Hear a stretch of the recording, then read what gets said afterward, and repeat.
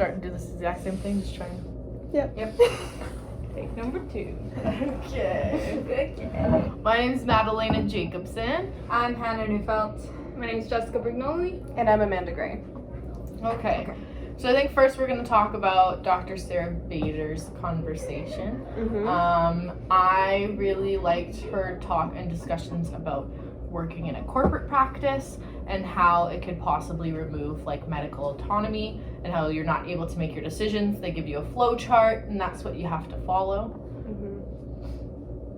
Oh no, I'm blanking. Yeah, I think like, it might be good for like a vet who's starting out to have that kind of rigid framework for how you practice medicine, but could, I think easily become something that's very limiting, especially like if you're, dealing with clients that might have, might not be able to financially, support a certain plan that you have for the patient. It's like that makes it very limiting for what you might be able to actually do.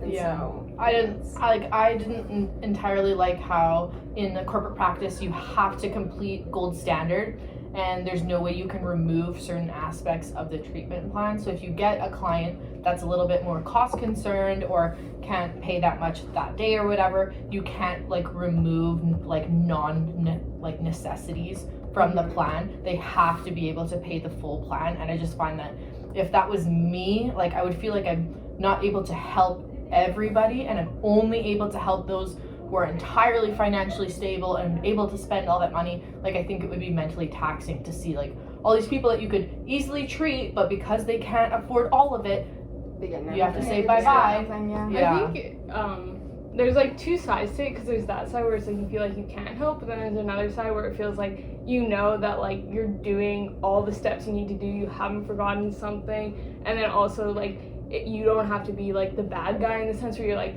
oh, like kind of like, yeah, like whatever the corporate says that we have to do all these steps, like it's not in my hands, and you can kind of use that as like a default to take the pressure off you personally, and also like know that you're doing the best quality care that you can provide for animals, even though like, yeah, there's obviously the side of it where it's like, well, maybe I'm not helping animals, but then you can think of it like maybe they'll go to a different clinic and then you'll just see certain people, I don't know.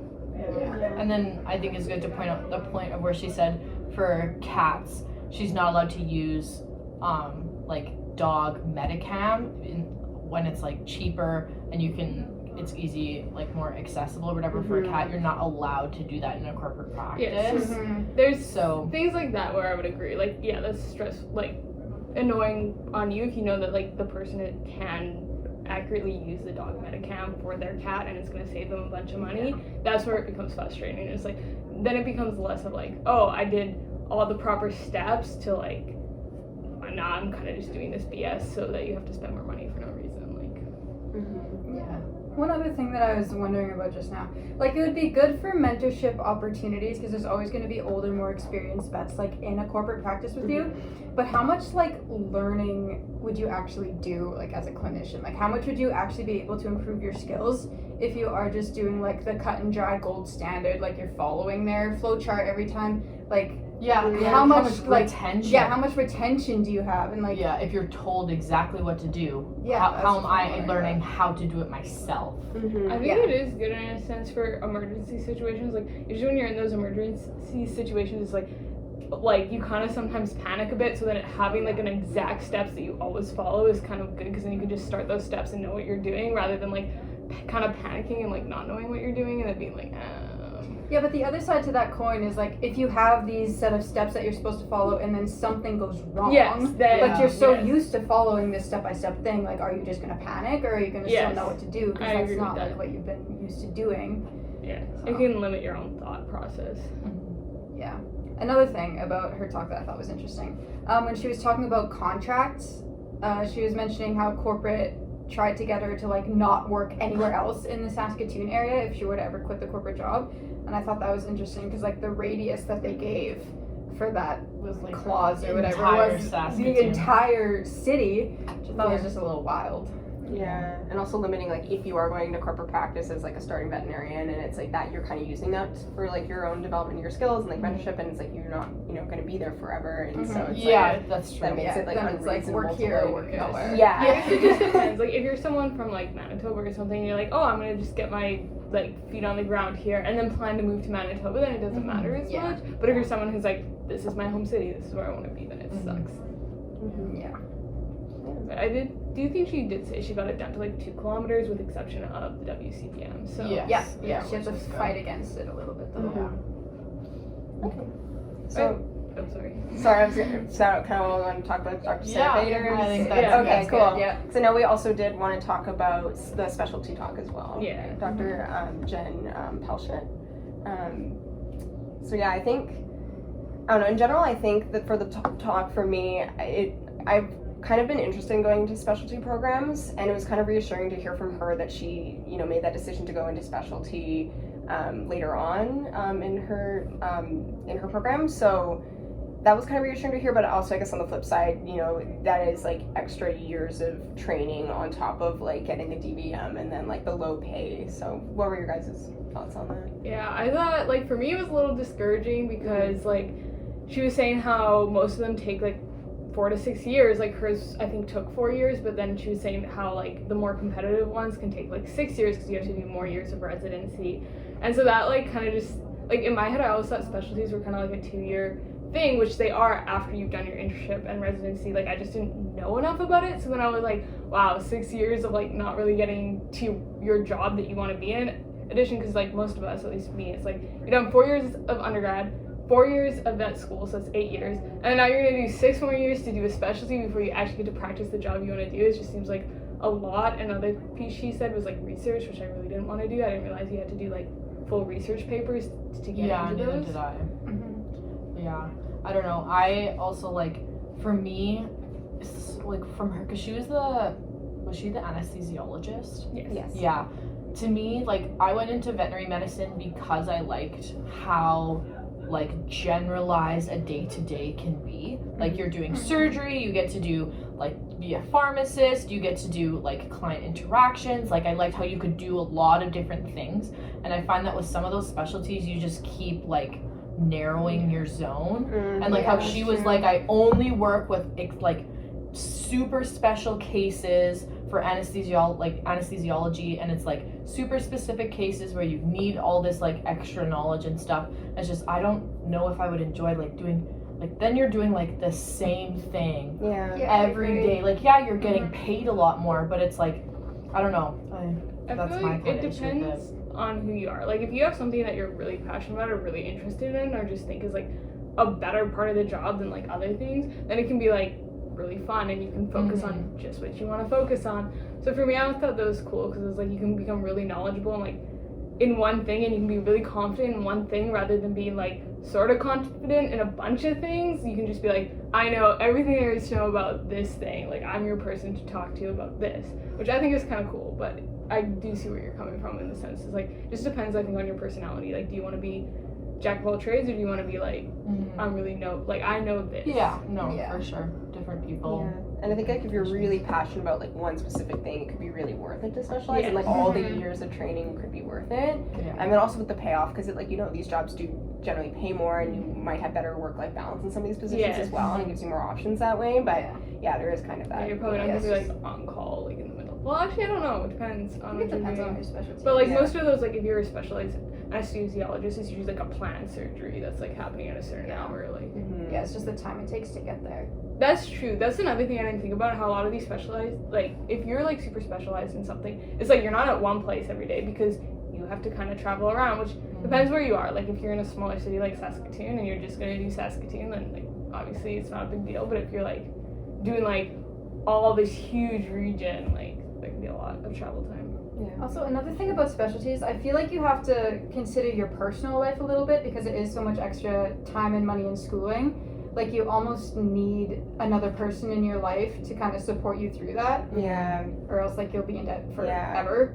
Yeah. Yeah. And even like your personal plan of like having kids, because lots of us, like most of us are female, right? By the time we graduate, we're around 30, right? Do you Yeah, want that's like 6 do you years yeah on do you top of want to that, do like, another when are 6 you- years? Like when Yeah. are you gonna have kids? When are you gonna buy a house? Like it depends how Yeah, How where your you life wanna- goes, yes. Yeah. totally. Because there's some people that are very career oriented, but then Mhm. there's other people who care more about their personal life. Yeah. Yeah, there's a lot like kind of ways into it, and I guess it's also kind of linking that to like research and like how careers in academia can be similar too, with how like lots of years of training working towards like your master's or your PhD before you actually get like a tenured position where you're kind of where you're like where you want to be. And like I guess now we can kind of talk about like the research talk that we had Yeah. with Dr. Muir and Dr. Alcorn, and what were your guys' thoughts kind of on that in general? Well, going into the research talk, I was pretty confident that I didn't want to do research, and then after the research talk, I was even more confident that I didn't want to do research. See, I was like maybe open to like doing a little bit of research. I didn't think I wanted to go fully into it, but after that, I don't Yeah. even want to touch it with a I would- I stick. know, so, like the time it takes to get a career in research versus the pay you get is just not No. worth Yeah. it. For me, research is like, at least the specialty thing, I'm like, okay, I could be like really interested in something and this could be like more of a passion project. And they were saying how research has to be a passion project, Yeah. but I'm just like, there's no way I'm this passionate about research. Yeah, No. you really have to be dedicated to I could research see, like, to go into research. If you have a cool idea, like she said she had that cool idea with like the horse, like she saw people like watching horses and she was like, Mhm. oh, I don't know this, like there must be like an actual way you can measure this other than just looking at them. Mhm. Like if you have Right. a really cool idea and you want to run with that and you think you can make money off it or just make people's or animals' lives better with it, like run with it. But like I have no thoughts or I'm not like nothing on the horizon. Yeah, like, I don't have a burning question that needs to be Yeah. answered with research, so. And I feel like a lot of times with research, you don't, like, especially in the beginning, you don't get to pick your research. It's like, it's not until you get really up there that you're like, this is my research project, and I need undergrads, and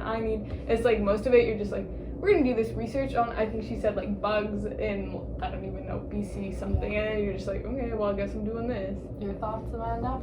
Yeah, I think I feel the same. Like, I wasn't really super interested in it, like, from my experiences in undergrad doing research. Like, it was something it depended on the lab and, like, because that's the thing, too. Like, sometimes you're limited with what projects you actually get. So some of them I enjoyed, some of them not so much. And I just feel like I don't think I have that kind of burning question, at least not right now. Like, I don't have, like, I don't know. I really want to learn the skills to be able to apply my knowledge and help, like, patients in a clinical setting. That's what really drew me to veterinary medicine. And research is more like I'm kind of interested in it, but I would do it if I wanted to specialize. But other than that, I don't think it's something I would ever pursue really. It's Yeah. just, I need more structure, I think, in like my day to day and like. I don't think I'd want to be in like an office or a lab like for most of my time, or like Yeah. writing. Like lots of it's writing. That's the Which thing means too. that's right. like you're sitting inside Yeah. writing for like days on end, hours and hours, Yeah. and it's like for me especially, I have the struggle between, well, do I want to do like small animal where I'm clinic 24/7, or kind of more like have some field visits, like some of the like large animal we just saw, like the swine conversation, or like the CFIA where you have some field trips. Mhm. It's like a mix of both of those kind of things. Mhm. That's where I'm Yeah. not too sure where I want to go. Yeah. But it's not research. No. in general though, like how are your guys' like interests, and how like have they changed since we saw these talks, or like are they kind of same, or I feel like mine are pretty similar. Like I've always thought I wanted to go into small animal, but ironically my favorite talk was actually the mixed animal practitioner. What was her name? Charlotte something? yeah, Dr. Charlotte Williams. Dr. Charlotte Williams Yeah. had my favorite talk, even though she was mixed, which is never what I was Fair enough. intending on doing. Yeah. But I don't know, just she has like the perfect life, I think. So It was a great know. talk. Yeah, and I think she did a good job of like kind of outlining like what she's really passionate about in her job, but like not really sugarcoating like long hours and like being on Yeah. call, and like that can be tough, especially like starting out. I think she talked about how like there is some mentorship there, and she does provide mentorship to like student veterinarians that work with her, but at the same time you're kind of on your own for like a lot of it too, and like you have to figure it out, and that's kind of very different from like we were talking about earlier with like corporate like kind of cookie cutter medicine practice. Yeah. So it's like you have that support and mentorship, and you have like a guideline, but you're not able to like, so it's like you both ways might be like and it maybe it depends on the person, like how you learn best, whether you learn by figuring things out yourself and like having more self-directed learning versus like more structure. Like for me, it was like, because I always thought I would be open to working rural practice. The issue with rural practices, like especially from listening from our speakers, is that they're usually 1 or 2 vet practices. And in a small town, like how Dr. Williams was saying, like she's never really stops because people will show up to her house Yeah, that's true. and like be like, oh Everyone my knows dog is whatever. she's the So vet, yeah. she's never really off. Like Yeah, she's that's true. always working. Mhm. And I don't know, that kind of like drew me a bit away from like rural, where it's like I know like mental health wise I need a break. Like I don't know how she, like she said, like her husband's great and like takes care of the kids, and she, Yeah. you know, she had family to be able to raise her kids and stuff. Yeah. And like working in a small town and stuff is great. You get that family like mentality, everyone helps everything, but you not having time off, like you're always a doctor, Yeah. and like you're just constantly being asked. I don't know if I could do that. The other side of that is like she also said that she owns her practice, so if she wants to take a 2-week vacation, she can just go do that. And then Yeah. she's not on the clock, she's not gonna answer calls during any of that. When she does that, do you think she gets someone to take fill in for her?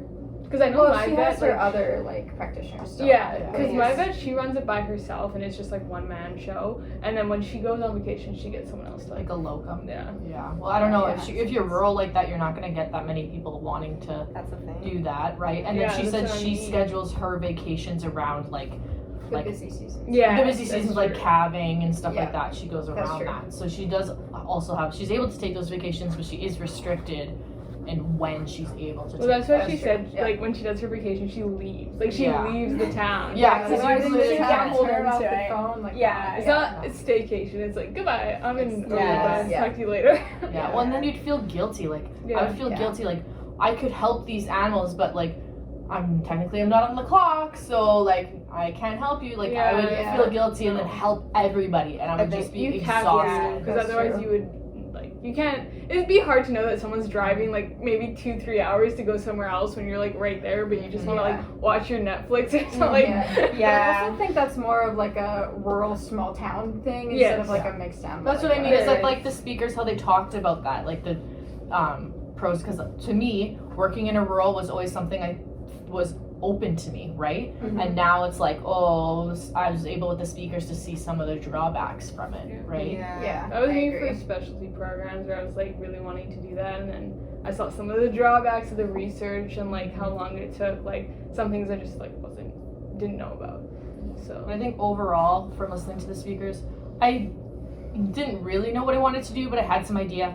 After the speakers, I have no idea what I want to do. That's fair too. It's made yeah. it like worse. I'm like, well, that Yeah. sounds Oh, good. yeah. That part of that sounds good. And it's just made it like, Yeah. I have no idea. Yeah, but at least you know more now. Like you know the pros and cons. of Yes, those I know the pros and places. cons, but I don't know what pros and cons I want to take. Yeah. Yeah, it. that's fair. Yeah. I think like I'm still like going into this. I was like either thinking maybe GP small animal or Mhm. like specializing, and now I'm leaning a little less like a little away. I think from specializing now that I know like kind of what it takes. I don't know if I'm willing to do that when like there are opportunities after graduation that might just be as Yeah. good. And like I think I'd be really happy and like hearing from like like the small animal practice talk and like even like Sarah Bader's talk too as well. Like I don't like I haven't worked in a corporate practice, so I don't know. It does sound appealing to me for like a first time job. So Mhm. because I really want structure, I think, and I really love small animal and I like the diversity of cases that you would see in the clinic. So I don't know, I think I'm still leaning towards what I thought I would, and it's good to see like the pros and cons of both. And I think it also varies by practice too. So it's like we're hearing like one person from one Yes, practice. yes, So Yeah. I'm hopeful that there's going to be somewhere where it's like it has the pros and cons and the cons I can live Yeah. with. And yes. Yeah. Yeah. I can go with And it. you, Jessica? What are your I'm expectations changed?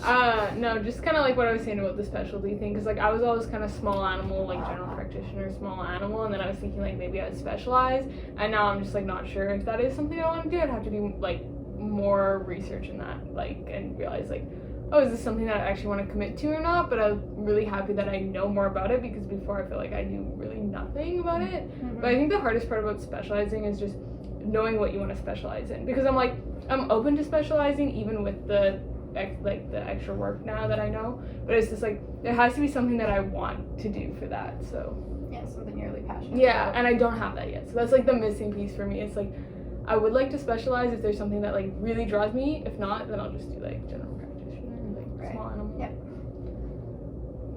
Are there any other thoughts you have before we wrap things up? Or I enjoyed how there was a few like technically we didn't really have like a specialized, well, there was an equine vet, but like there wasn't like just a specific large animal speaker, which I think would have been very beneficial, because I'm interested in large animal, but I don't entirely really know anything about just large animal. Like I know like Right. mixed practices.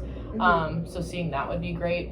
And also like the wildlife one made me know that I don't want to go to wildlife. Yeah. That it's like all politics and everything. So I kind of Yeah.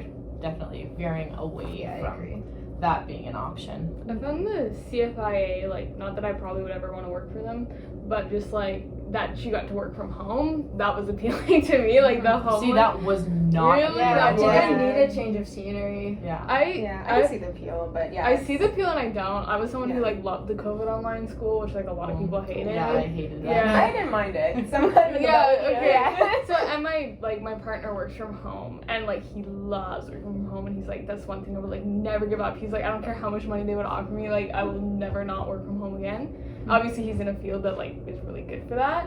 And for me, like I kind of want a practice where like I get out of the house and then like for me I'm a huge procrastinator, so I'm like when you're in the clinics like you can't procrastinate, but it's like at home you can. So I think I don't know, there's some drawbacks with that. But I thought it interesting that like there are jobs, because that's something I never thought about, was like that there would be jobs in vet med that, That like, you can That do you home can from. work Yeah. from Yeah. home, yeah. Yeah. I was like, I just didn't think that was a thing. And I think that's the coolest thing that we learned is that it is like getting like a DVM. It opens up so many doors. And Yeah, there your so options many are so diverse. Yeah, broad. and it's Yeah. overwhelming, but it's cool to know that we have so many options. Yeah, And there's I so think many that was the ways to- best benefit from these career seminars. Is Yeah. it opened Know what's my out eyes there. to things that I didn't even know existed. I agree.